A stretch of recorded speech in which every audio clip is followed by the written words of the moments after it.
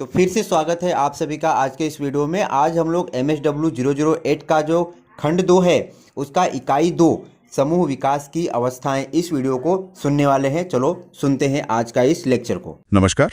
आज हम एक दिलचस्प विषय पर बात कर रहे हैं, सामाजिक समूह कार्य। हमारे पास इससे जुड़ा एक लेख है, सामाजिक समूह कार्य, अवधारणा और महत्व, और हम इसी की गहराइयों में उतरेंगे। तो सवाल ये उठता है कि आजकल समाज कार्य की इस पद्धति पर इतना जोर क्यों है? यहाँ तक कि मनोविज्ञान और मनोचिकित्सा जैसे क्षेत्र भी इसकी अहमियत मान रहे हैं। जी बिल्कुल, और इसकी वजह काफी बुनियादी है।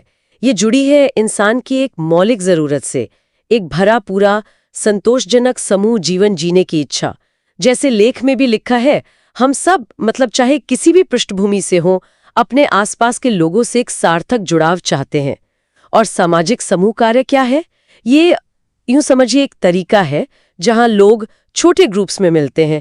एक प्रशिक्षित कार्यकर्ता होता है उनकी मदद के लिए, और वो मिलकर अपनी निजी चुनौतियों पर या फिर साझा सामाजिक लक्ष्यों पर काम करते हैं। अच्छा, तो चलिए इसी को थोड़ा और खोलते हैं। आज के समय की एक आम भावना जो लेख में बताई गई है वो है परायापन या अकेलापन। लोग जैसे भीड़ में भी तन्हा महसूस करते हैं। हाँ बिल्कुल, और ये अकेलापन जो है ये काफी निराशाजनक हो सकता है। और इससे होता क्या है कि हमारी दूसरों से जुड़ने की जरूरत और बढ़ जाती है। सामाजिक समूह कार्य इसी खालीपन को भरने का एक संगठित तरीका है। और ये सिर्फ लोगों का साथ आना भर नहीं है। समूह का जो माहौल होता है ना, वो एक खास तरह की ऊर्जा पैदा करता है। लोग अपनी मिलती जुलती परेशानियां या अनुभव साझा करते हैं। इससे उन्हें लगता है कि हाँ, मैं अकेला नहीं हूं। हाँ, ये एहसास बहुत जरूरी होता है जी, और यही साझा अनुभव जो है वो अपनेपन की नींव डालता है। तो मतलब ये सिर्फ अकेलापन दूर करने का एक उपाय नहीं है, इसमें और भी कुछ है। लेख इशारा करता है कि ये सदस्यों को और भी फायदे देता है। हाँ, ये बहुत जरूरी बात है। देखिए, समूह एक तरह से एक सुरक्षित जगह बन जाता है जहां सदस्य अपनी जो अंदरूनी क्षमताएं हैं उनको पहचान सकते हैं, उनका इस्तेमाल कर सकते हैं और उन्हें निखार भी सकते हैं। अच्छा, सोचिए, ये एक किस्म का वो अभ्यास क्षेत्र है जहां वे अपनी जरूरतें, अपनी इच्छाएं बताना सीखते हैं। हो सकता है पहली बार। तो ये उन्हें खुद को विकसित करने का मौका देता है। और समूह की जो अपनी गतिशीलता है वो इसमें मदद करती है। अलग अलग नजरिए सामने आते हैं, नए समाधान निकलते हैं, लोग एक दूसरे से सीखते हैं। ये बात मुझे काफी दिलचस्प लगी कि समूह तो एक ही है, पर हर सदस्य के लिए उसका अनुभव और अलग अलग हो सकता है। जैसे लेख में उदाहरण दिया है, किसी के लिए ये पहली बार जिम्मेदारी लेना सीखना है। हाँ, किसी के लिए अपनी जरूरतें साफ साफ रखना, तो किसी के लिए कोई नया हुनर सीखना। बिल्कुल सही कहा। और शायद यही विविधता समूह की असली ताकत है। हाँ, यही विविधता सीखने और विकास का इंजन बनती है। और यहीं पर एक और महत्वपूर्ण बात आती है जिसे दोहरा दृष्टिकोण कह सकते हैं। दोहरा दृष्टिकोण, ये क्या है, थोड़ा समझाएंगे? हाँ, इसका मतलब है कि हम सामाजिक समूह कार्य को दो तरह से देख सकते हैं। जो सामाजिक कार्यकर्ता इसे आयोजित कर रहा है, उसके लिए तो ये लोगों की मदद करने की एक पेशेवर पद्धति है, एक तरीका है काम करने का। ठीक है। लेकिन जो समूह के सदस्य हैं, उनके लिए ये सिर्फ एक पद्धति नहीं है, उनके लिए ये एक महत्वपूर्ण नया अनुभव है। एक ऐसा अनुभव जिसे खास तौर पर डिजाइन किया गया है ताकि समूह प्रक्रिया के जरिए उनकी जरूरतें पूरी हों। समूह प्रक्रिया मतलब समूह के अंदर जो बातचीत और गतिविधियां होती हैं वो? हाँ बिल्कुल, समूह प्रक्रिया का मतलब है समूह के अंदर होने वाली सारी बातचीत, गतिविधियां, आपसी रिश्ते, जिस तरह सदस्य एक दूसरे से जुड़ते हैं, बात करते हैं, फैसले लेते हैं, साथ काम करते हैं, ये सब समूह प्रक्रिया का हिस्सा है। और इसी प्रक्रिया से सदस्य सीखते हैं, बदलते हैं। इस दोहरे नजरिए को समझना जरूरी है ताकि कार्यकर्ता अपनी भूमिका भी समझे और सदस्य के अनुभव का सम्मान भी करे। अच्छा, ये स्पष्ट हुआ। और इसी प्रक्रिया से जुड़ा एक और पहलू भी है। लेख बताता है कि समूह स्थिर नहीं रहते। हाँ। वो समय के साथ विकसित होते हैं। अपने बनने से लेकर खत्म होने तक वे विकास की अलग अलग अवस्थाओं से गुजरते हैं। अच्छा। जैसे शुरू में शायद जान पहचान होती होगी। हाँ। जैसे शुरू में सदस्य एक दूसरे को जानते हैं, फिर काम करने के तरीके बनते हैं, शायद कुछ मतभेद भी होते हैं, फिर काम होता है और अंत में लक्ष्य पूरा होने पर समूह समाप्त होता है। तो मतलब समूह की भी अपनी एक तरह की जीवन यात्रा होती है। हाँ, बिल्कुल कह सकते हैं। और हर सदस्य इन अवस्थाओं को अपने तरीके से महसूस करता है, समझता है। इन अवस्थाओं को पहचानना कार्यकर्ता के लिए भी मददगार होता है। वो समूह की गतिशीलता को बेहतर समझ पाता है और सदस्यों की मदद कर पाता है। ये दिखाता है कि समूह कार्य कितना सजीव और गतिशील है। तो अगर हम पूरी बात को समेटें तो सामाजिक समूह कार्य आज के दौर में जो अकेलापन बढ़ रहा है उसका एक बहुत शक्तिशाली जवाब है। ये सिर्फ लोगों को जोड़ता नहीं है बल्कि उन्हें व्यक्तिगत रूप से बढ़ने, नई चीजें सीखने और अपनी क्षमताओं को निखारने का एक अनूठा मंच भी देता है। सही कहा। ये एक संरचित तरीका है जिससे इंसान की जुड़ाव और विकास की जो गहरी जरूरतें हैं वो पूरी होती हैं। और यहीं पर एक सवाल मन में आता है सोचने के लिए कि अगर समूह का अनुभव हर सदस्य के लिए इतना निजी और अलग है तो फिर पूरे समूह की सफलता को हम कैसे मापें? क्या समूह की कामयाबी सिर्फ उसके सदस्यों की अलग-अलग तरक्की का जोड़ है या फिर वो उससे कुछ ज्यादा है? ये वाकई सोचने वाली बात है। हाँ, इस पर विचार करने से हमें समूह कार्य की जटिलता और इसकी गहराई का थोड़ा और अंदाजा लगता है। यानी कि ग्रुप डेवलपमेंट पर हम ये समझने की कोशिश करेंगे कि कैसे कुछ लोग जो शायद पहले एक दूसरे को जानते भी ना हो मिलकर एक संगठित समूह बनते हैं और उनमें वो हम वाली भावना कैसे आती है। हमारी ये पूरी चर्चा समूह विकास, अवधारणा और अवस्थाएं नाम के एक शोध पर आधारित है। तो चलिए इस पूरी प्रक्रिया को थोड़ा खोलकर देखते हैं, है ना? बिल्कुल। और ये समझना बहुत जरूरी है कि समूह विकास बस यूं ही लोगों का इकट्ठा हो जाना नहीं है। ये बाकायदा एक प्रक्रिया है। इसमें सदस्यों के बीच के रिश्ते बनते हैं, बदलते हैं, मजबूत होते हैं और इसी से समूह अपनी पूरी जो क्षमता है वहां तक पहुंच पाता है। तो अगर मैं इसे आसान शब्दों में समझने की कोशिश करूं तो ये एक समूह के धीरे धीरे मैच्योर होने की कहानी है जहां आपसे रिश्तों पर, तालमेल पर ध्यान दिया जाता है। जैसा इस शोध में भी कहा गया है, सामाजिक समूह कार्य में कोशिश यही होती है कि अनुभवों के जरिए समूह में जिम्मेदारी बढ़ाई जाए। हाँ, और देखिए यहाँ एक दिलचस्प बात भी है, जैसे नियमित बैठकें होना, सदस्यों का आपस में खुलकर बात करना, हंसी मजाक होना, एक दूसरे की मदद करना, ये सब सिर्फ एक्टिविटीज नहीं है। ये असल में संकेत हैं कि समूह भावनात्मक रूप से जुड़ रहा है, एक इकाई बन रहा है। मतलब वो भावनात्मक एकता और काम करने की क्षमता वो धीरे धीरे ही आती है। अच्छा, तो फिर इसके कुछ ठोस सूचक भी होते होंगे। मतलब कैसे पता चले कि हाँ, समूह सही रास्ते पे है? हाँ, बिल्कुल होते हैं। जैसे सदस्य नियमित रूप से आ रहे हैं या नहीं, समय का पालन हो रहा है, मीटिंग्स ठीक से चल रही हैं, क्या सदस्य खुद आगे बढ़कर जिम्मेदारियां ले रहे हैं। और शायद सबसे महत्वपूर्ण सूचक जिसका जिक्र हुआ भी है वो है सोच में बदलाव। मैं और मुझे की जगह हम और हमारा का इस्तेमाल बढ़ जाना। ये दिखाता है कि लोग अब समूह को अपना मान रहे हैं। ये मैं से हम बनने का आप कह सकते हैं पहला बड़ा कदम है। हाँ, ये हम वाली भावना, ये तो वाकई बहुत अहम लगती है। अच्छा, अब जरा समूह विकास की अवस्थाओं पर आते हैं। जाहिर है ये सब एक दिन में तो नहीं होता होगा। इस शोध में कुछ नाम लिए गए हैं, बेल्स, टकमैन, ट्रेकर, जिन्होंने अलग अलग चरण बताए हैं, कहीं 3, कहीं 6। तो यहाँ बात थोड़ी जटिल हो जाती है ना? देखिए, मॉडल्स तो कई हैं पर उनका जो सार है वो लगभग एक जैसा ही है। समझने के लिए हम इन्हें मोटे तौर पर 5 अवस्थाओं में देख सकते हैं, जैसा इस शोध में भी किया गया है। पहली अवस्था में समूह रचना, मतलब फॉर्मिंग, जब लोग पहली बार मिलते हैं, जान पहचान होती है। फिर आती है दूसरी अवस्था, पर्यवेक्षण, इसे स्टॉर्मिंग कहते हैं। ये वो दौर है जब थोड़े मतभेद, थोड़ी खींचतान हो सकती है, शुरुआती तालमेल बिठाने की चुनौतियां। अच्छा, मतलब थोड़ी उथल पुथल वाला समय। हाँ, कह सकते हैं। फिर तीसरी अवस्था है निष्पादन, परफॉर्मिंग, जब समूह सही मायने में एकजुट होकर अपने लक्ष्य पर काम करना शुरू कर देता है, असरदार तरीके से। चौथी अवस्था मूल्यांकन, इसे नॉर्मिंग या रीनॉर्मिंग का हिस्सा मान सकते हैं, जहां सदस्य मिलकर देखते हैं कि भाई काम कैसा चल रहा है, क्या बेहतर कर सकते हैं। और फिर आती है 5वीं अवस्था, समापन, एडजॉर्निंग, जब काम पूरा हो गया और समूह खत्म हो रहा है। इसको शायद ऐसे सोच सकते हैं जैसे कोई इमारत बन रही हो, पहले नींव, फिर दीवारें, फिर छत। हर चरण पिछले पर टिका है। लेकिन क्या ये हमेशा इतना सीधा होता है? क्या समूह कभी इन अवस्थाओं में अटक नहीं जाते या पीछे चले जाते हो? ये बहुत अच्छा सवाल पूछा आपने। देखिए, ये मॉडल्स हमें एक ढांचा देते हैं, वो सही है, पर असल जिंदगी में समूह हमेशा इतने सलीके से, लाइन से, इन चरणों से नहीं गुजरते। हो सकता है कोई समूह किसी एक अवस्था में ज्यादा समय बिताए, या कभी कोई चुनौती आई तो वापस पिछली अवस्था में भी जा सकता है। तो ये मॉडल एक गाइड की तरह है, पर हर समूह का सफर थोड़ा अलग होता है। इसमें लचीलापन बहुत जरूरी है। हाँ, ये बात ध्यान में रखनी होगी। अब एक और जरूरी मुद्दे पर आते हैं, भारतीय संदर्भ।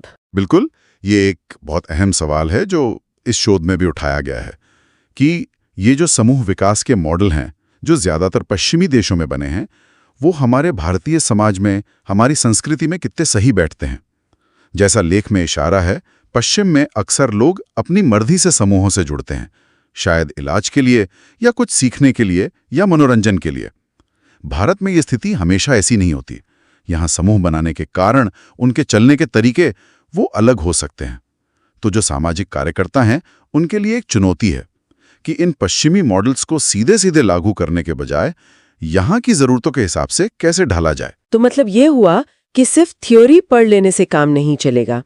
इन सिद्धांतों को लागू करते समय हमें अपनी जमीनी हकीकत, अपनी संस्कृति, अपना सामाजिक ढांचा, इन सबको ध्यान में रखना होगा। तभी समूह कामयाब हो पाएंगे। सिर्फ नकल करना शायद काफी न हो। एकदम सही कहा आपने, बिल्कुल। तो अगर हम आज की बातचीत को समेटे तो कह सकते हैं कि समूह विकास एक गतिशील प्रक्रिया है जिसके कई चरण होते हैं। इसके कुछ स्पष्ट संकेत भी होते हैं जिनसे पता चलता है कि समूह किस तरफ जा रहा है।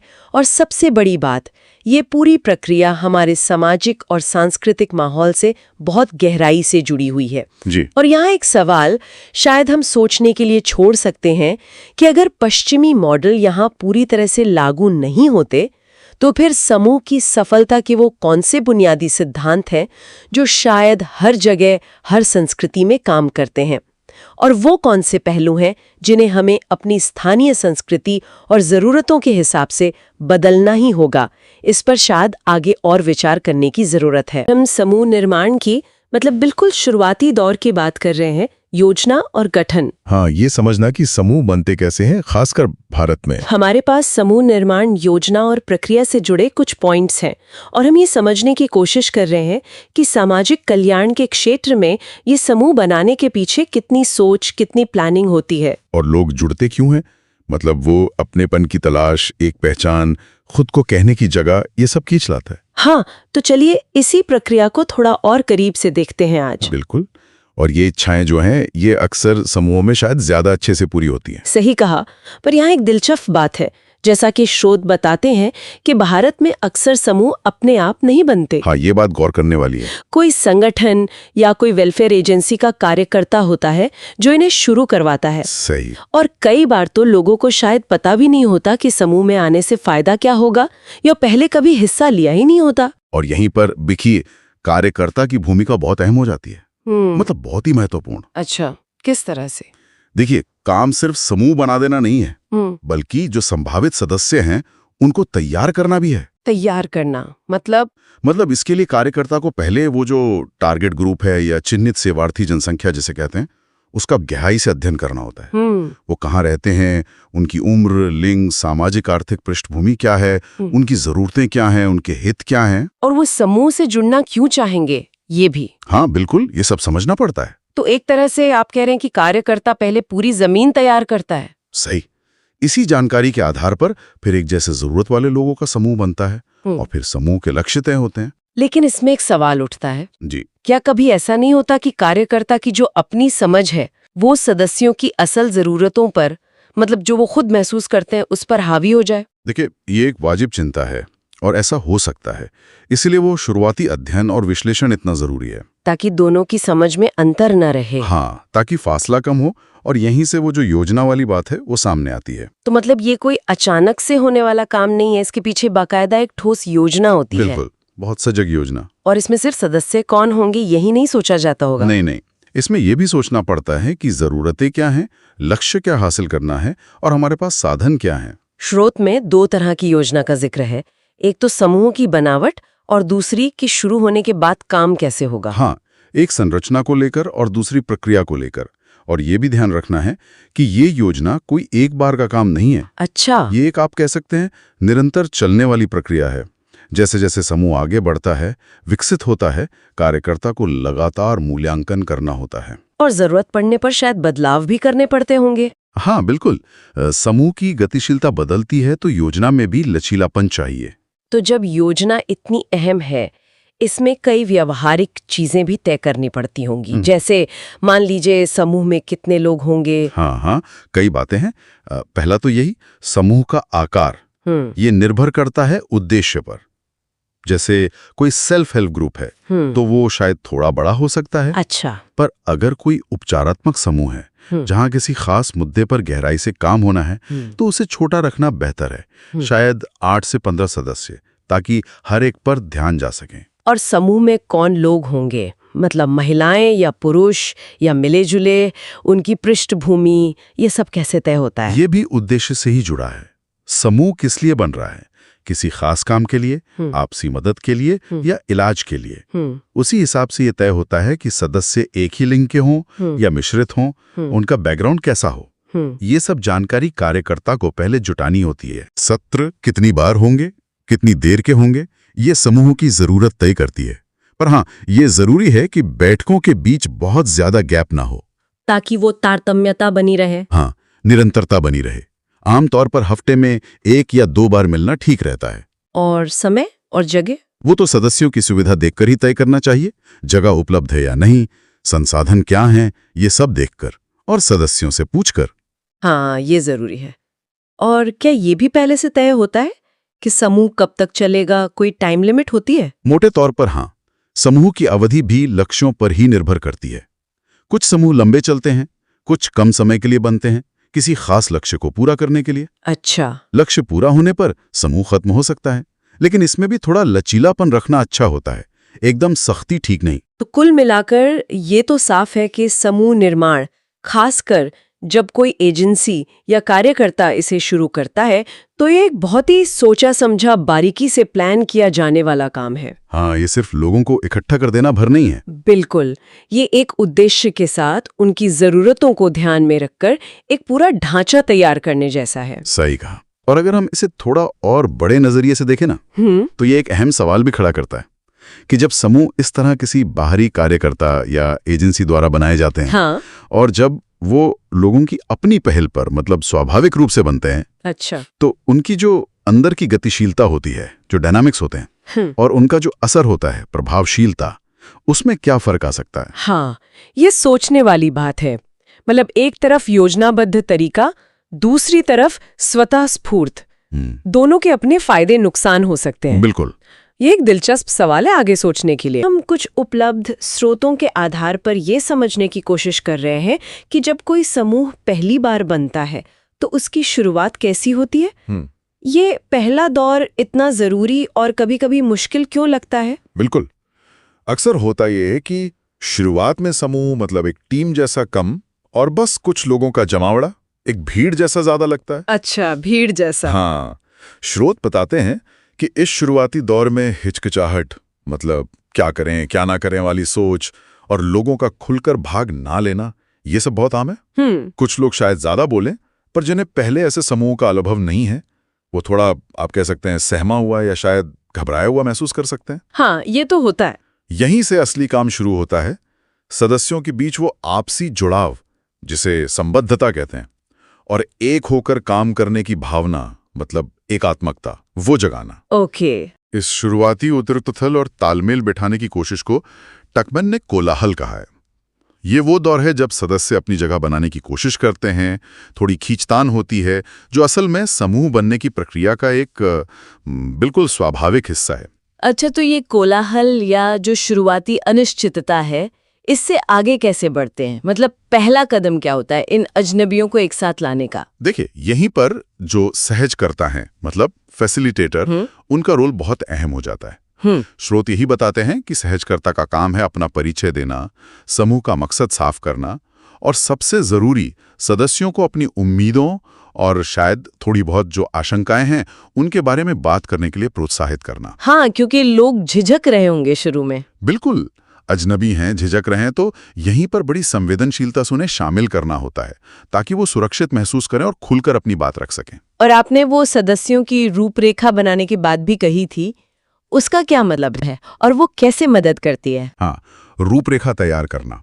इसका सीधा मतलब है सदस्यों के बारे में जानना, उनकी उम्र क्या है, पारिवारिक माहौल कैसा है, उनकी आदतें, क्या पसंद है, क्या नहीं, ये सब जानकारी। अच्छा। ये जानकारी सहजकर्ता को वो योजना बनाने और प्रक्रिया को सही दिशा देने में मदद करती है। जैसे मान लीजिए, अगर पता हो कि समूह में ज्यादातर लोग सुबह जल्दी उठने वाले हैं, तो शायद मीटिंग का समय उसी हिसाब से रखा जा सकता है। हाँ, ये तो प्रैक्टिकल है। हाँ, पर ये एक धीमी प्रक्रिया है और स्रोत ये भी कहते हैं कि इसमें सदस्यों को अपनी कुछ पुरानी सोच या कह लें व्यक्तिकता को थोड़ा पीछे छोड़कर समूह के साथ जुड़ने के लिए तैयार होना पड़ता है। उन्हें खुद पर थोड़ा ज्यादा नियंत्रण रखना सीखना पड़ सकता है। धीरे धीरे ही वे एक दूसरे को समझने लगते हैं और समूह के लक्ष्यों को वो अपनाना शुरू करते हैं। ये दिलचस्प है कि अपनी कुछ पहचान छोड़नी पड़ती है समूह का हिस्सा बनने के लिए। खैर, जब लोग थोड़ा सहज होने लगते हैं, एक दूसरे को जानने लगते हैं, तब समूह को एक दिशा कैसे मिलती है? सिर्फ जान पहचान काफी तो नहीं है ना? बिल्कुल नहीं, बिल्कुल नहीं। यहीं पर आते हैं विशिष्ट उद्देश्य, मतलब स्पेसिफिक गोल्स तय करना। स्रोत इस पर बहुत जोर देते हैं। अच्छा। हाँ, सिर्फ ये कहना काफी नहीं कि हम कुछ अच्छा करेंगे। लक्ष्य बिल्कुल साफ होने चाहिए। जैसे उदाहरण के लिए, अगर स्कूल छोड़ चुके बच्चों का समूह है, तो एक खास लक्ष्य हो सकता है पढ़ाई में उनकी रुचि फिर से जगाना, या शायद गणित जैसे किसी मुश्किल लगने वाले विषय का डर खत्म करना। बिल्कुल स्पेसिफिक। और ये साफ लक्ष्य क्यों इतने जरूरी है? मतलब क्या फायदा होता है इससे? फायदा ये है, जैसा कि कुछ शुरुआती रिसर्च, जैसे ट्रैकर का काम था 1955 का, वो इशारा करते हैं कि ये लक्ष्य एक चुंबकीय सुई की तरह काम करते हैं। चुंबकीय सुई? कैसे? मतलब वो समूह को भटकने नहीं देते, एक स्पष्ट दिशा दिखाते हैं।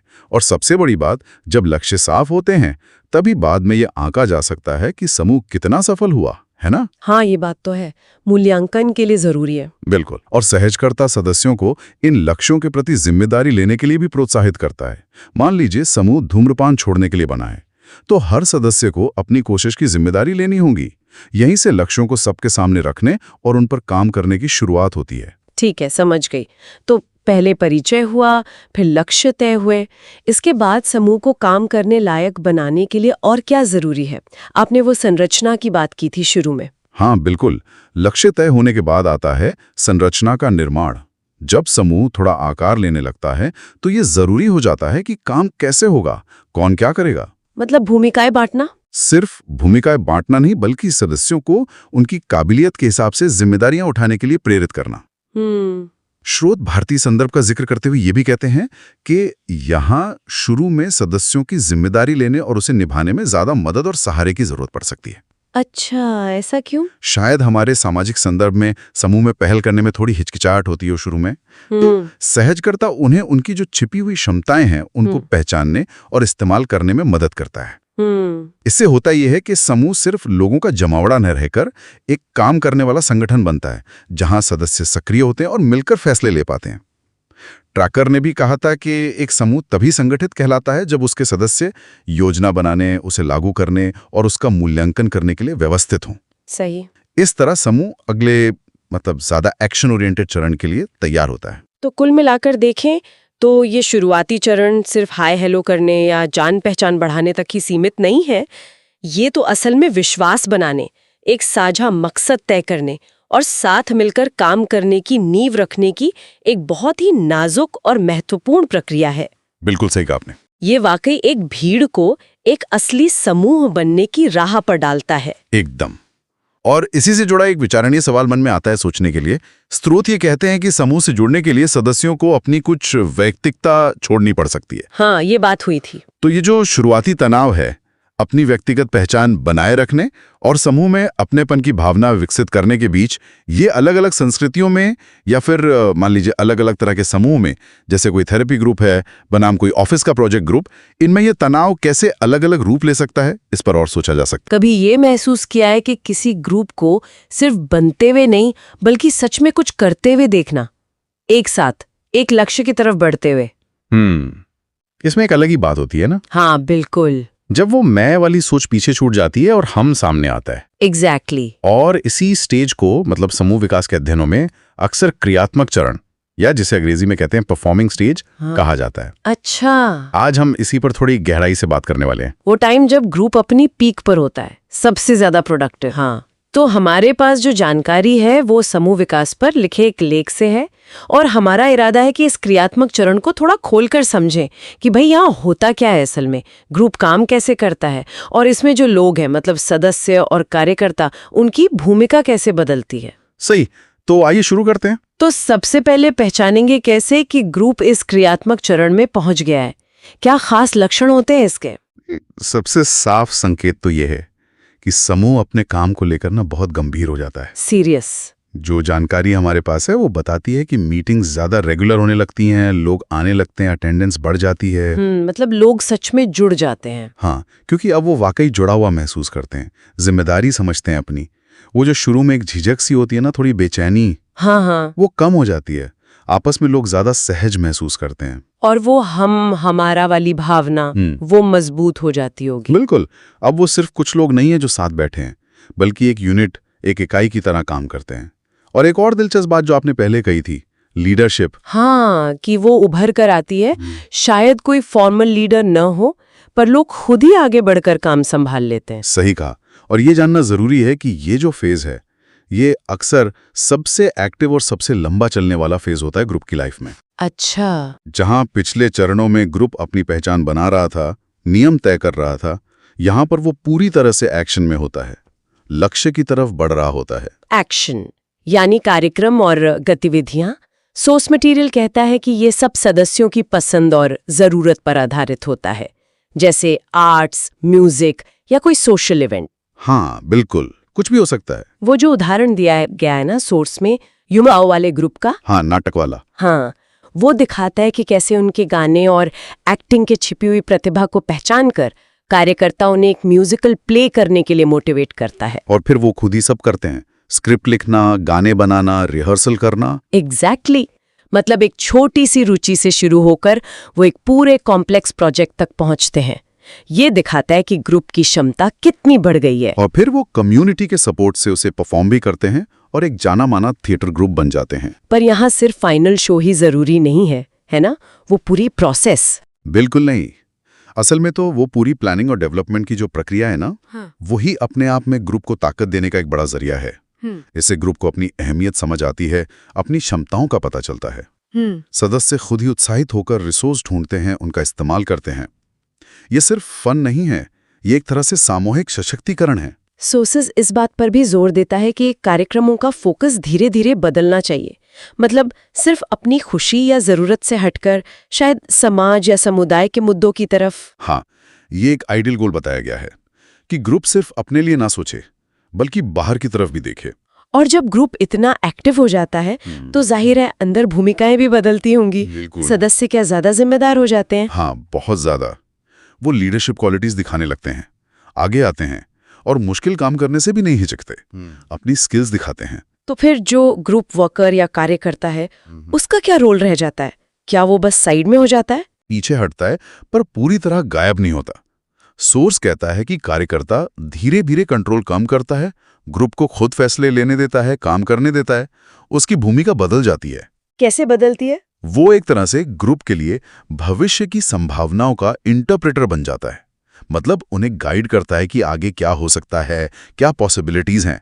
लेकिन हाँ, जरूरत पड़ने पर, मान लीजिए कोई रिसोर्स की कमी है या कोई रुकावट आ रही है, तो वो बीच में पड़कर मदद भी कर सकता है, ग्रुप की तरफ से बात भी कर सकता है। अच्छा, तो ये एक बैलेंस है, सपोर्ट कम करना पर नजर रखना। बिल्कुल, एक नाजुक संतुलन। लेकिन अगर वर्कर सीधे तौर पर शामिल नहीं है ज्यादा, तो ये कैसे पता चलेगा कि ग्रुप सही रास्ते पर है, लक्ष्यों की तरफ बढ़ रहा है?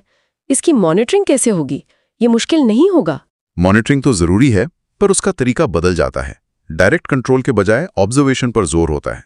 सोर्स कुछ इंडिकेटर्स बताता है, जैसे सदस्य आपस में कैसे बात कर रहे हैं, क्या ग्रुप अपनी गलतियों से सीख रहा है, मतलब सेल्फ करेक्शन कर रहा है, उनका ग्रुप से इमोशनल कनेक्शन कितना गहरा है, लीडरशिप और कम्युनिकेशन स्किल्स कैसे डेवलप हो रही हैं। इस सब जानकारी के आधार पर जरूरत पड़ने पर प्रोग्राम में बदलाव भी किए जा सकते हैं। तो ये एक तरह से अंदरूनी जांच जैसा है, बाहरी कंट्रोल से ज्यादा। हाँ, कह सकते हैं। और जब ग्रुप खुद ही नई चीजें ट्राई करने लगे हैं, अपने काम को और बेहतर बनाने की सोचें, तो क्या ये माना जाए कि वो मैच्योर हो रहा है? निश्चित रूप से। ये दिखाता है कि ग्रुप को अब खुद पर भरोसा होने लगा है। वो शायद सेल्फ इवैल्यूएशन के लिए भी तैयार हो रहा है, जिसमें थोड़ा टाइम लग सकता है। और यही वो स्टेज आता है जब ग्रुप सिर्फ अपनी ज़रूरतों से आगे बढ़कर बड़े सामाजिक या कम्युनिटी वाले लक्ष्यों की तरफ भी देख सकता है। तो कुल मिलाकर इस पूरी बातचीत का निचोड़ ये है कि ये जो क्रियात्मक चरण है, ये असल में ग्रुप की एनर्जी, उसकी एकता और लक्ष्य पाने की क्षमता का पीक पॉइंट है। यहाँ ग्रुप सिर्फ बनता नहीं, बल्कि सचमुच कुछ करता है, अपनी एक पहचान बनाता है। एकदम सही कहा। ये वो पड़ाव है जहां ग्रुप का असली पोटेंशियल और तालमेल देखने को मिलता है। सोर्स में एक बात थी कि कार्यक्रम व्यक्तिगत से सामाजिक लक्ष्यों की तरफ बढ़ने चाहिए। ये सोचने वाली बात है, क्या किसी भी ग्रुप के लिए अपनी शुरुआती पसंद या ज़रूरत से आगे बढ़कर बड़े सामाजिक मुद्दे उठाना हमेशा आसान या नेचुरल होता है, या इसमें अपनी तरह की चुनौतियां आती होंगी? इस पर सोचा जा सकता है समूह कार्य के एक अक्सर अनदेखे लेकिन बहुत महत्वपूर्ण पहलू पर, समूह का समापन। हमारे पास जो स्रोत सामग्री है, समूह कार्य, समापन और स्थायी प्रभाव, उसी के आधार पर हम गहराई से समझेंगे कि किसी समूह का अंत कैसे होता है और इसे बेहतर कैसे बनाया जा सकता है। बिल्कुल, क्योंकि देखिए हर समूह का एक अंत तो होता ही है। चाहे वो कोई प्रोजेक्ट टीम हो, सपोर्ट ग्रुप हो, कोई टास्क फोर्स, अंत तो आता है। सवाल यह है कि इस अंत को सिर्फ एक एंडिंग न मानकर एक मीनिंगफुल, एक सार्थक अनुभव कैसे बनाएं। हाँ, और समझने के लिए शुरू में ही ये साफ कर लेते हैं, जब हम कार्यकर्ता या फैसिलिटेटर कहते हैं तो मतलब उस व्यक्ति से है जो समूह को गाइड करता है, चलाने में मदद करता है। अब ये कोई सोशल वर्कर हो सकता है, टीम लीडर, थेरेपिस्ट, मैनेजर, है ना, समूह के टाइप पर निर्भर करता है। हाँ, ये क्लैरिटी जरूरी है। बिल्कुल। तो जो मटेरियल है वो बताता है कि समापन दो तरह का हो सकता है, सकारात्मक और नकारात्मक। सकारात्मक तो वो हुआ जब समूह अपने लक्ष्य पूरे कर ले, हाँ, और कार्यकर्ता उसे सही तरीके से, मतलब एक प्रक्रिया के तहत समाप्त करें। हाँ, लेकिन नकारात्मक समापन भी तो आम है ना? बिल्कुल आम है। जैसे सदस्य बीच में ही समूह छोड़ दें, या उनमें आपस में वो बॉन्डिंग, वो अच्छे संबंध ही ना बन पाए। एक दिलचस्प बात जो स्रोत में है वो ये कि अगर फैसिलिटेटर या कार्यकर्ता ही समूह छोड़ दें, अच्छा, हाँ, तो अक्सर समूह ज्यादा दिन नहीं चल पाता। इससे पता चलता है कि वो सिर्फ बैठ के नहीं करवाता, बल्कि समूह को जोड़े रखने में उसकी भूमिका कितनी अहम है। ये सुन के एक सवाल आ रहा है मन में। स्रोत इस पर भी बात करता है कि क्या समूह की एंड डेट, मतलब समाप्ति तिथि, शुरू में ही तय कर देनी चाहिए? कुछ लोग मानते हैं कि हाँ, इससे सदस्यों को एक क्लैरिटी मिलती है, पता होता है कि भाई इतना टाइम है। ये एक तरह से दोलरी तलवार है। हाँ, एक तय समय सीमा होने से फोकस रहता है, ये बात सही है, लेकिन साथ ही ये भी जरूरी है कि वो समय काफी हो। मतलब इतना टाइम मिले कि समूह वाकई में डेवलप हो सके, सदस्य जुड़ सकें, व्यवहार में कुछ बदलाव आ सके। सिर्फ डेट तय कर देना काफी नहीं, उस दौरान प्रोग्रेस कैसी हो रही है, इसकी क्या कहते हैं, रेगुलर समीक्षा, वो बहुत जरूरी है। कहीं ऐसा ना हो कि टाइम खत्म और काम अधूरा। और कभी कभी तो ऐसा भी होता है ना कि समूह की एनर्जी अपने आप ही कम होने लगती है। स्रोत में जिक्र है इसका, सदस्यों की रुचि घट जाती है, मीटिंग्स में लोग कम आने लगते हैं। ये एक तरह का नेचुरल सिग्नल है शायद कि समूह का मकसद पूरा हो गया है या अब जरूरत नहीं रही। बिल्कुल, ऐसे में कार्यकर्ता की भूमिका और भी अहम हो जाती है। उसे सिचुएशन को बहुत बारीकी से समझना होता है। जैसा कि समूह कार्य के एक पुराने विचारक ट्रैकर ने भी कहा था 1955 में, कि जिस एजेंसी या संगठन ने समूह बनाया है, उसकी जिम्मेदारी है कि वो समूह को ठीक से समाप्त करने में मदद करे। एक संतोषजनक समापन, मतलब एक सैटिस्फाइंग एंडिंग, भविष्य के लिए अच्छी होती है। अगर सदस्य निराश या अधूरेपन के एहसास के साथ अलग होते हैं, तो वो शायद दोबारा किसी समूह से जुड़ने में हिचकेंगे। मतलब अचानक से बंद कर देना ठीक नहीं, प्लान करना जरूरी है। सदस्यों को पहले से बताना कि हाँ, अब समूह खत्म होने वाला है। बिल्कुल, एकदम। और वो जो आखिरी सेशन होता है ना, वो सिर्फ फेयरवेल पार्टी नहीं है, वो बहुत महत्वपूर्ण है। कार्यकर्ता को सदस्यों को ये समझने में मदद करनी होती है कि अब रेगुलर मीटिंग्स नहीं होंगी। इस सत्र में कई बातें होनी चाहिए। समूह ने क्या हासिल किया, क्या नहीं कर पाया, इसका एक ईमानदार मूल्यांकन।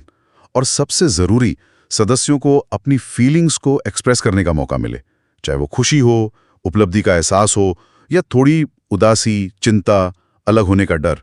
ये भावनाओं वाला हिस्सा, हाँ, ये अक्सर नजरअंदाज हो जाता है, पर ये बहुत जरूरी लगता है। बेहद जरूरी। अगर सदस्य अपनी मिलीजुली भावनाओं को, वो जो मिक्स फीलिंग्स हैं, उन्हें शेयर नहीं कर पाते, तो वो अनुभव अधूरा रह जाता है। साथ ही इस सत्र में भविष्य की योजनाओं पर भी बात होनी चाहिए कि सदस्य यहाँ सीखी हुई स्किल्स का इस्तेमाल आगे कैसे करेंगे, या अगर ज़रूरत है तो क्या उन्हें किसी और तरह की मदद मिलेगी, ये सब बातें। और जैसे हालिया संदर्भ में सिद्दीकी की बात है, वो एक और दिलचस्प पहलू जोड़ते हैं। वो कहते हैं कि अगर समूह के दौरान सदस्यों में लीडरशिप स्किल्स डेवलप हुई हैं, उनका कॉन्फिडेंस बढ़ा है और शायद समूह के काम को किसी और रूप में जारी रखने का कोई तरीका बना है, तो समापन ज़्यादा सहज, ज़्यादा टिकाऊ होता है। यहाँ एक दिलचस्प बात यह है, समूह का अंत सिर्फ एक पड़ाव नहीं, बल्कि एक तरह की एक लेगेसी, एक विरासत छोड़ने का मौका है। समूह भले ही खत्म हो जाए, उसका असर लंबे समय तक रह सकता है। तो कुल मिलाकर बात यह है कि समूह का समापन महज एक फॉर्मेलिटी नहीं है, ये एक सोची समझी प्रक्रिया होनी चाहिए जो समूह के पूरे जीवन चक्र का एक अहम हिस्सा है। इसे सही तरीके से करना उतना ही जरूरी है जितना समूह को शुरू करना है चलाना। बिल्कुल सही कहा। और याद रखने वाली बात यह है कि समापन का अनुभव सदस्यों पर गहरा और अस्थायी प्रभाव डाल सकता है। ये तय कर सकता है कि वे भविष्य में समूहों में कैसे भाग लेंगे, सहयोग को कैसे देखेंगे। एक अच्छा अंत एक अच्छी शुरुआत की तरह ही मायने रखता है। और जाते जाते एक विचार छोड़ जाता हूं, जरा सोचिएगा इस पर। क्या ऐसा हो सकता है कि किसी समूह का सफलतापूर्वक और सकारात्मक रूप से समापन होना उसके मूल लक्ष्यों की 100% प्राप्ति से भी ज्यादा महत्वपूर्ण हो, क्योंकि ये सदस्यों के व्यक्तिगत विकास और भविष्य के जुड़ाव की नींव इस पर बात कर रहे हैं कि कोई समूह कैसे बनता है, कैसे बदलता है, और इसमें जो समूह कार्यकर्ता होता है उसकी भूमिका, मतलब उसका रोल कैसे बदलता है। हमारे पास एक दस्तावेज है समूह विकास में समूह कार्यकर्ता की भूमिका और चरण। उसी से कुछ बातें समझेंगे। हाँ, तो हमारा मकसद यही है कि ये पूरी प्रक्रिया समझें। समूह कैसे चलता है, क्या चीजें उसे प्रभावित करती हैं, और खास तौर पर वो जो समूह कार्य करता है वो हर कदम पर समूह की मदद कैसे करता है। मजे की बात यह है कि ये कोई एक जैसा काम नहीं है। कार्यकर्ता का रोल वो समूह के साथ साथ बदलता रहता है। चलिए इसे थोड़ा और करीब से देखते हैं। बिल्कुल, देखिए समूह का जो सफर है ना वो कई चीजों पर निर्भर करता है। जैसे सदस्य कैसे हैं, आपस में उनकी बातचीत कैसी है, समूह का लक्ष्य क्या है, कौन लीडर बनता है, क्या नियम बनते हैं, बहुत कुछ है। लेकिन आज हम खास तौर पर समूह कार्यकर्ता पर ध्यान दे रहे हैं। उसकी भूमिका तो हर स्टेज पर बहुत अहम है। उसे बिल्कुल समूह की नब्ज पकड़नी होती है और उसी हिसाब से अपना रोल बदलना पड़ता है। कभी वो मदद करता है, कभी रास्ता दिखाता है, कभी दिक्कतें सुलझाता है। जैसा कि पुराने जानकारों ने भी कहा है, हर समूह और उसके हालात बिल्कुल अलग होते हैं, तो कार्यकर्ता को भी बदलना पड़ता है, लचीला होना पड़ता है। तो ये शुरू कैसे होता है? मतलब एकदम शुरुआत में जब सदस्य बिल्कुल नए हों तब कार्यकर्ता क्या करता है? देखिए, शुरुआती दौर में सबसे जरूरी है सदस्यों के बीच एक संबद्धता की भावना पैदा करना, मतलब एक जुड़ाव, एक अपनेपन का एहसास। यहाँ कार्यकर्ता का रोल काफी एक्टिव रहता है। उसे समूह को वैसे ही स्वीकार करना होता है जैसा वो है, खुले दिल से, और दोस्ती का, स्वागत का माहौल बनाना होता है। अच्छा, मुख्य काम क्या है? सदस्यों को जानना, उनकी ज़रूरतें समझना, फिर समूह के शुरुआती लक्ष्य क्या हों इसमें मदद करना और उनमें तालमेल बिठाना, कुछ आसान सी गतिविधियां करवाना ताकि लोग थोड़ा खुलें, बात करें, और कुछ बुनियादी नियम भी साफ करना ज़रूरी है। ये सिर्फ जान पहचान बढ़ाना नहीं है, असल में एक सुरक्षित माहौल बनाने की नींव डालना है। अच्छा, तो ये वो नींव है जिस पर आगे काम होगा। समझ गया। जब ये अपनेपन का एहसास बन जाता है और समूह थोड़ा जमने लगता है बीच के दौर में, तब कार्यकर्ता की भूमिका कैसे बदलती है? हाँ बिल्कुल, जब सदस्य थोड़े सहज हो जाते हैं तब समूह कुछ करने को तैयार होता है ना? अब कार्यकर्ता समूह को एक कार्यकारी ढांचा बनाने में मदद करता है, मतलब काम करने का एक तरीका बनाने में। और यहीं पर कार्यक्रम मतलब गतिविधियां बहुत जरूरी साधन बन जाती हैं, चाहे वो कोई मिलकर करने वाला काम हो या आपसी मदद का कोई सेशन हो। कार्यकर्ता सदस्यों को आपस में ज्यादा बातचीत करने, एक दूसरे से सीखने और लीडरशिप की क्षमता बढ़ाने के लिए भी प्रोत्साहित करता है। और एक दिलचस्प बात यह है कि इसी दौर में अक्सर शक्ति संबंधी मुद्दे भी सामने आते हैं। हाँ, ये तो होता है। जैसे कुछ लोग हावी होने लगते हैं या ग्रुप बन जाते हैं। बिल्कुल, यही सब। तो इसे कार्यकर्ता कैसे संभालता है? हाँ, ये जानना चाहूंगा। देखिए, यहाँ कार्यकर्ता को बहुत चतुराई से काम लेना पड़ता है। वो सीधे दखल नहीं देता, बल्कि सहयोग और आपसी सम्मान को बढ़ावा देकर इन चीजों को संभालता है। फिर धीरे धीरे वो थोड़ा पीछे हटता है, सदस्यों को ज्यादा जिम्मेदारी लेने देता है, पर नजर रखता है कि सब ठीक चल रहा है या नहीं। तो यहाँ भूमिका यूं समझ लीजिए एक्टिव मदद से हटकर एक गाइड और सपोर्ट वाली ज्यादा हो जाती है। समझ गया। मतलब पहले हाथ पकड़कर चलाना, फिर उंगली छोड़कर साथ चलना। ठीक। और फिर सफर के अंत में जब समूह अपने लक्ष्य के पास पहुंचता है या शायद खत्म होने वाला होता है, तब क्या होता है? हाँ, अंतिम चरण भी बहुत बहुत अहम है। यहाँ मुख्य तौर पर 2 काम होते हैं। एक तो समूह ने जो पूरा सफर तय किया, जो अनुभव हुए, उनका जायजा लेना, और दूसरा जो बिछुड़ने की भावनाएं होती हैं सदस्यों में, उन्हें समझना और संभालना। कार्यकर्ता को इस स्टेज की प्लानिंग बहुत संवेदनशीलता से करनी होती है, क्योंकि समूह कैसे खत्म होता है ना, इसका असर सदस्यों पर काफी लंबे समय तक रह सकता है। सही बात है। इस दौर में अभिलेखन मतलब रिकॉर्ड रखना बहुत काम आता है। इससे ये देखने में मदद मिलती है कि समूह अपने लक्ष्यों तक कहाँ तक पहुँचा और सदस्य अपने व्यक्तिगत लक्ष्यों तक कहाँ तक पहुँचे। ये सिर्फ हिसाब किताब नहीं है, ये असल में सीखने की प्रक्रिया का हिस्सा है।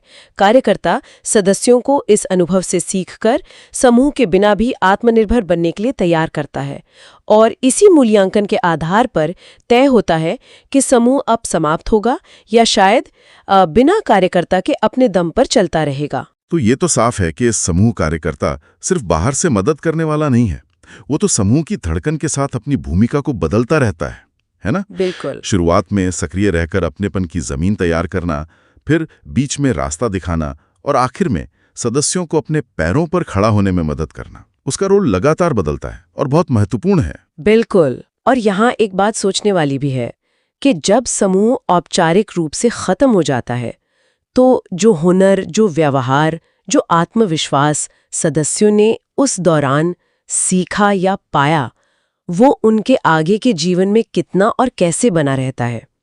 क्या समूह का असर सिर्फ उसके बैठकों तक ही सीमित था, या वो उससे कहीं ज्यादा गहरा और टिकाऊ होता है? ये एक अहम सवाल है। सामाजिक समूह कार्य की मतलब इसकी संरचना और प्रक्रिया क्या है, जो दस्तावेज हमारे पास है उनके आधार पर। हाँ, नमस्ते। ये स्रोत बताते हैं कि ये कार्यकर्ताओं के लिए तो एक पद्धति है, और सदस्यों के लिए अपनी जरूरतें पूरी करने का एक, आप कह सकते हैं, निर्देशित अनुभव है। निर्देशित अनुभव। तो आज हम इसी प्रक्रिया के ढांचे और इसके जो मुख्य पड़ाव है उन्हें समझने की कोशिश करेंगे।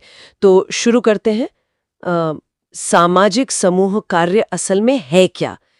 क्या ये बस यूं ही कुछ लोगों का इकट्ठा हो जाना है? नहीं, बिल्कुल नहीं। असल में जोर इस बात पर है कि ये एक सोची समझी, मतलब एक उद्देश्यपूर्ण प्रक्रिया है। अच्छा। हाँ, इसका लक्ष्य होता है सदस्यों में आपसी समझ और जिम्मेदारी को विकसित करना, और ये सब होता है सावधानी से बनाए गए कार्यक्रमों के जरिए। कार्यक्रम जो समूह को गाइड करते हैं। बिल्कुल, शुरू से आखिर तक दिशा दिखाते हैं। यहाँ बात थोड़ी और दिलचस्प हो जाती है। स्रोत बताते हैं कि समूह विकास के कई चरण होते हैं। कुछ विद्वान तो 6 बताते हैं, जैसे टकर का नाम आता है। हाँ, और कुछ 3 भी बताते हैं, जैसे बेल्स। लेकिन हमारे स्रोत जो हैं वो मुख्य रूप से 5 अवस्थाओं पर फोकस करते हैं। ठीक है, तो ये 5 अवस्थाएं कौन सी हैं? पहली तो है समूह का गठन, मतलब बिल्कुल शुरुआत। हाँ, आरंभिक दौर। इसके बाद क्या होता है जब समूह थोड़ा आकार लेने लगता है? हाँ, तब आती है दूसरी अवस्था। इसे हम पर्यवेक्षण कह सकते हैं। ये वो शुरुआती सत्र होते हैं जहां समूह की नींव रखी जाती है। नींव मतलब सदस्यों को भर्ती करने से लेकर उनके प्रोफाइल बनाने, समूह के खास उद्देश्य तय करने और फिर कार्यक्रम की योजना बनाने तक, ये सब इसमें शामिल है। अच्छा, तो पहले गठन, फिर पर्यवेक्षण, जहाँ योजना बनती है, और योजना के बाद तो फिर एक्शन का ही समय आता होगा। बिल्कुल सही। तीसरा चरण है निष्पादन। ये वो चरण है जहां समूह सबसे ज्यादा सक्रिय होता है। असल काम इसी फेज में होता है। ये सबसे क्रियाशील दौर है। और जब काम हो जाता है उसके बाद तब आता है मूल्यांकन, चौथा पड़ाव। जैसा कि इन दस्तावेजों में लिखा है, इस समय तक समूह इतना परिपक्व हो जाता है कि वो अपने प्रयासों के नतीजों का खुले तौर पर ईमानदारी से जायजा ले सके। मतलब एक तरह की समीक्षा। हाँ, समीक्षा। और आखिर में आता है समापन, यानी 5वीं अवस्था। समापन मतलब अंत। हाँ, अंतिम सत्रों में कार्यकर्ता समूह को इस अंत के लिए तैयार करता है। इसमें फिर से एक तरह का मूल्यांकन होता है, कौन से लक्ष्य हासिल हुए, कौन से रह गए और क्यों रह गए। लेकिन एक और दिलचस्प बात यह है कि समूह बनाने से पहले भी काफी काम होता है ना? कार्यकर्ता को पहले तय करना होता है कि किन लोगों के साथ काम करना है, उनका अध्ययन करना है। सही कहा आपने। योजना बनाने में बहुत सी चीजें शामिल हैं, जैसे समूह का आकार क्या होगा, उसकी बनावट, बैठकें कब होंगी, कितनी देर की होंगी, कहाँ होंगी, ये सब पहले सोचना पड़ता है। और मुझे ये बात काफी रोचक लगी कि हर चरण में कार्यकर्ता की भूमिका भी बदलती रहती है। मतलब उन्हें समूह की नब्ज पकड़कर चलना होता है। हाँ, बिल्कुल, ये बहुत जरूरी है। कार्यकर्ता को समझना होता है कि समूह विकास के किस स्तर पर है और फिर उसी के हिसाब से अपनी भूमिका को ढालना होता है। समूह की रफ्तार के साथ क्या कहते हैं, तालमेल बिठाना होता है। ये तो काफी चुनौतीपूर्ण लगता होगा। है। चलिए अब थोड़ा भारत के संदर्भ में बात करते हैं। यहाँ क्या स्थिति है इस पद्धति की? हाँ, और यहाँ एक दिलचस्प पहलू सामने आता है। इन स्रोतों के अनुसार भारत में इस पद्धति की अहमियत को समझा तो जा रहा है, लेकिन इसका जो असल इस्तेमाल है वो ज्यादातर सामाजिक कार्य के छात्रों के फील्ड वर्क प्रशिक्षण तक ही सीमित है। ओ, मतलब सिद्धांत में तो इसकी बात होती है पर जमीनी स्तर पर उपयोग कम है। बिल्कुल, व्यवहार में इसकी जो पूरी क्षमता है उसका इस्तेमाल अभी शायद उतना नहीं हो पा रहा है। अक्सर ये होता है कि जो समूह कार्यकर्ता हैं वो अपने मौजूदा सेवार्थियों या फिर जो कमजोर समुदाय हैं उन्हीं में से समूह बना लेते हैं। तो इस पूरी चर्चा का सार क्या निकलता है? मतलब मोटे तौर पर हम क्या कह सकते हैं? देखिए, सार यही है कि सामाजिक समूह कार्य एक संरचित, मतलब एक ढांचे में बंधी हुई प्रक्रिया है, लेकिन साथ ही ये गतिशील भी है। इसमें योजना बनाना है, उसे लागू करना है, नतीजों का मूल्यांकन करना है और जरूरत के हिसाब से बदलाव भी लाना है। और कार्यकर्ता की भूमिका? हाँ, कार्यकर्ता की भूमिका हर कदम पर बहुत अहम है। ये सिर्फ किताबी ज्ञान नहीं है, ये एक व्यवहारिक तरीका है। भले ही जैसा हमने कहा, भारत में इसका दायरा अभी शायद उतना व्यापक ना हो। तो ये सिर्फ एक थ्योरी नहीं बल्कि प्रैक्टिस है। बिल्कुल, और यहीं से एक महत्वपूर्ण सवाल भी उठता है सोचने के लिए। क्या सवाल? और जैसा कि स्रोत कह रहे हैं, भारत में इसका उपयोग मुख्य रूप से प्रशिक्षण तक ही सीमित है। तो सोचने वाली बात यह है कि इस पद्धति की जो क्षमता है उसका पूरा लाभ उठाने के लिए क्या किया जा सकता है। इसे सिर्फ अकादमिक दायरे से निकालकर समुदायों की सेवा में व्यवहारिक रूप से कैसे उतारा जा सकता है? हाँ, ये अहम सवाल है। और इसे जमीनी स्तर पर ज्यादा असरदार बनाने के लिए किन बदलावों की जरूरत होगी या शायद किस तरह के समर्थन की, ये कुछ बातें हैं जिन पर आगे विचार किया जा सकता है। उम्मीद है दोस्तों आपको यह वीडियो पसंद आया होगा और सब कुछ अच्छे से समझ आया होगा। अगर वीडियो अच्छा लगा तो कमेंट करके ज़रूर बताएं, चैनल को सब्सक्राइब करें, वीडियो को लाइक करें और ऐसे ही महत्वपूर्ण जानकारी सभी तक पहुंचाने के लिए इसे शेयर ज़रूर करें। फिर मिलते हैं अगली वीडियो में नई जानकारी के साथ। तब तक के लिए धन्यवाद। जय हिंद।